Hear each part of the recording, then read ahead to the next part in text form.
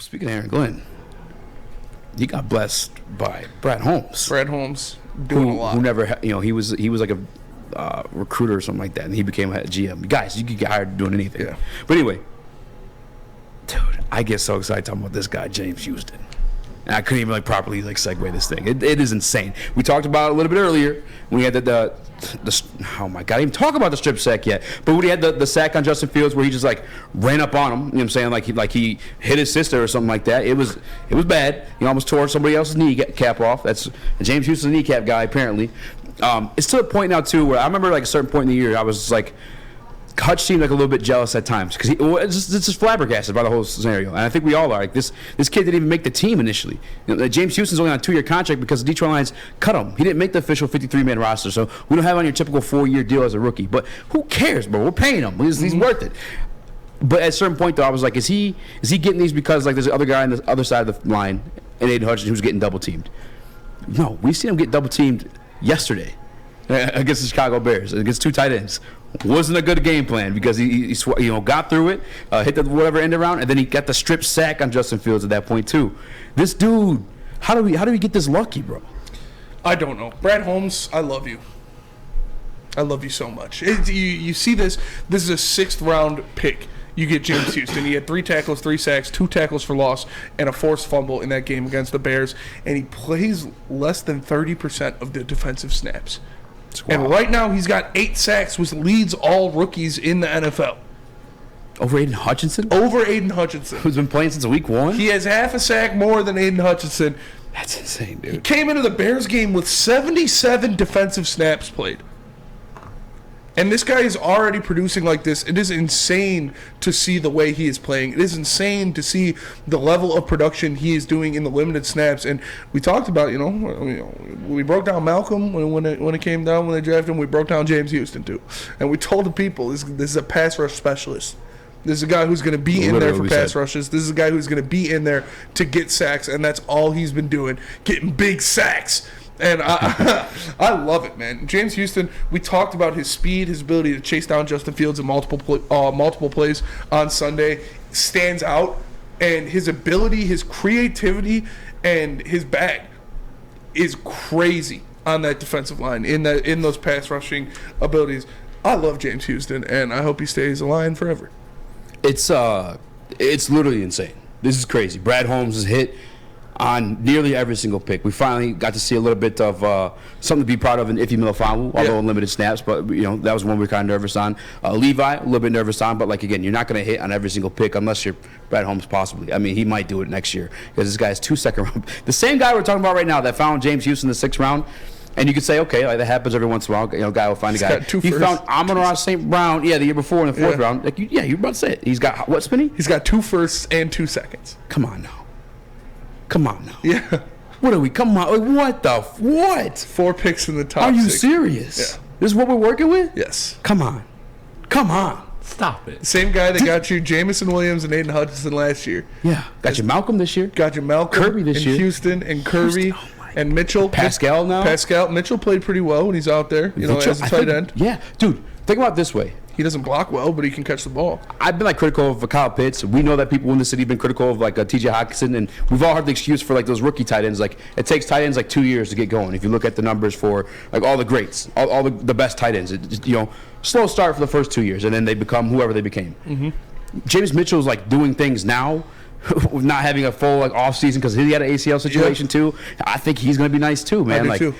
This is crazy, and people want to go defense in this draft, and I'm not mad at him. I definitely agree that the team's biggest need for sure is defensive tackle. It's not because Aleem McNeil's not doing a good job. It's just I would like to get somebody next to him to emphasize what he. I like Bugs. James Houston could do too. Yeah, Bugs too. Bugs is playing well, but he's more of a depth guy. But is it possible, knowing that James Houston is what he is, knowing that Aiden is what he is, and knowing they're going to get better? Mm-hmm. I can't imagine they regress or stay the same. I feel like they. Do you think am I tripping or no? They are going to get better. They're only going to get better. And I think I know what you're about to say. Is this defense better than we thought? Can we foot around a little bit more offensive picks within there now too? Because these guys can get more experience. And they'd be better next year. The biggest jump for any player in the NFL typically is their 2nd year.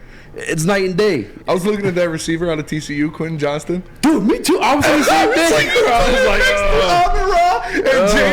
that's a 6'4", dude. Yeah. That would be nuts. But you look at, and I said it with Sam earlier today. Mm-hmm. The Lions, when they're healthy, edge rushers alone have a 6-guy rotation now. Houston, Okwara, Hutchinson, Charles Harris. Did Okwara even play yesterday? No. And Julian Okwara looked really good until he got hurt. He was playing very well. Romeo the 2-sack game Charles too? Harris, you know what he can do. You know, he's not going to be a world beater, but given a less of a workload, I think he'll be more productive. So now they have a 6-guy rotation at defensive end.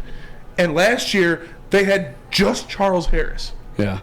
And they could honestly, too, like, I'd love the thought of that 6-man rotation, but they could, if they wanted to. Party's right. They need defensive back depth for sure. Yeah, defensive back a little bit, too. There's some questions coming up about Jeff Okudah. Maybe we'll discuss that as well. Yeah. But I was going to say, like, the Okwara situation, remember beforehand, we were kind of talking about, like, that's $10 million cap savings if you cut Romeo with the emergence of Houston. I mean, it'd be cool to keep them both, but, like, you don't necessarily have to.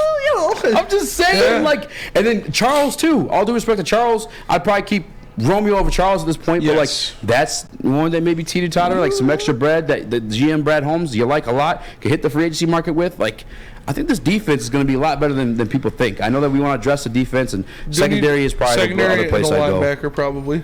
Yeah, but not even linebacker, honestly. Like Malcolm's playing great. Malcolm's playing great. He's having the best year of his career. Yes, exactly. By far. Derek Barnes is starting to come too. Yeah. And like even if he's not like a full-time starter, at least like against these like strong running offenses, obviously you see him in there because he's more athletic and he makes plays. I mean, he was shitting on Aaron Rodgers in the first Green Bay Packers matchup.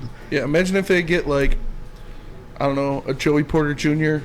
And then a Bijan Robinson in that first round. That would be wild. That'd be wild. I wouldn't be mad at Quentin. I really there's not a position. I think they need a cornerback. The highest positions on their list are defensive tackle and cornerback. Yeah. There's honestly the other thing too now is like having a GM like this is kind of crazy. I feel like I can't relate to anybody who had this type of GM, and I can't think of any type of GM like that off the top of my head. Maybe who's that guy with Baltimore for a while? Something. I don't know. Baltimore's GM? Yeah. Not sure. Whatever. But he was hitting on every pick. Yeah. You know what I'm saying? Like, and they did it again. Patrick Queen, Hamilton's looking good. Like, if he took I know a lot of people like, I don't want quarterback. If he took a quarterback, I wouldn't give a single shit. Matter of fact, I wanted a quarterback regardless. But if he took a running back, I wouldn't give a single shit. I trust implicitly. Yes. Trust Brad Holmes confidence in Brad Holmes. Yeah. If he drafted Jake Moody 3rd round, I'd be like, he knows what he's doing. By the way, but Jake Moody might go 5th or something. I think the Lions should draft Jake Moody. That 59-yarder was I was like, damn. It was clean. That's 59 yards. And it was good from like 62. Like it had some extra leg on it too. Yeah. Look, man, I think this defense is going to be a lot better than people think. Like I said, you got that year 2 jump that most of these players have, and they get even better. You got the year 2 jump coming for Aiden Hutchinson. You have the year 2 jump coming for James Houston. The year 2 jump coming for Josh Pascal, Malcolm Rodriguez, Kirby Joseph. Like, that's insane. The list goes on and on, bro. And we will talk about the Jeff Okudah stuff. That's not a Brad Holmes pick, but what did you make? Were you going to say something, Chris, before I did that? I think with him hitting on as many picks as he's hit, and James Houston is a prime example of this, does this give you guys more comfort in the idea of trying to potentially trade up? I mean, we had that conversation a couple weeks ago about potentially trading up in the draft to get one of these studs because the Rams pick isn't as good as we originally wanted it to be. So does all these extra assets and contributions from other places in the draft give you, more incentive to move up and try and get a absolute stud rather than 2 good pieces? I wouldn't question anything he did. I won't question a single thing he did. I personally wouldn't want to, no, because he hits on every single point in the draft. So like, I had the utmost confidence he would just hit on 2 guys in that first round. I mean, just like he did this year. But no, I mean, I'm not pressured into it. But if he did it, I don't care. I really wouldn't care. I would have the utmost confidence in whoever that pick ended up being. Honest to God, it is ridiculous at this point. Yeah. It is wild. Yeah, it's impressive that he just keeps doing it, and you love to see it, man. Brad Holmes is Ozzie Newsome was the GM I was trying to think of. Ozzie Newsome. Yeah. Brad Holmes is a wizard for sure. You're a wizard, Holmes. It's awesome. You're a wizard, Holmes.